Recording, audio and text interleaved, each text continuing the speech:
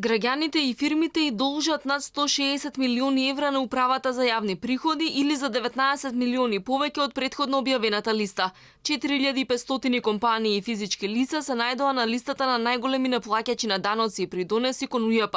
АДТ-то Скопје е прв на црната листа на должници на управата. Долгот по разни основи достигнува 15,7 милиони евра. Голем дел од компаниите што и должат на државата, како и досега, се јавни претпријатија, акционерски друштва во државна сопственост, општини и слично. На листата се најде јавното претпријатие за одржување на магистрални и регионални патишта, кое должи скоро 5 милиони евра. За губерот Еврокомпозитот Прилеп, кој должи за ДДВ и данок на добивка 2,3 милиони евра. Како јавното комунално претпријатие од Тетово со долг од над 2 милиони евра. Локалните власти пак, на кои од буџетот им беа дадени пари за да ги платат долгогодишните напластени долгови, повторно должат. Општина Карпош само по основ на ДДВ не платила 883.000 евра, додека општина Охрид има далеку помал долг од скоро 30.000 евра. Но не должат само општините, туку и јавните претпријатија кои ги основале, па така на листата се и комуналните претпријатија од Тетово, Гостивар, Куманово, Струга, Кавадарци, Свети Николе, Градско, Пробиштип и многу други. На непосекуваната листа на должници се најде и Бетон Скопје, винарската визба Повардари од Неготино,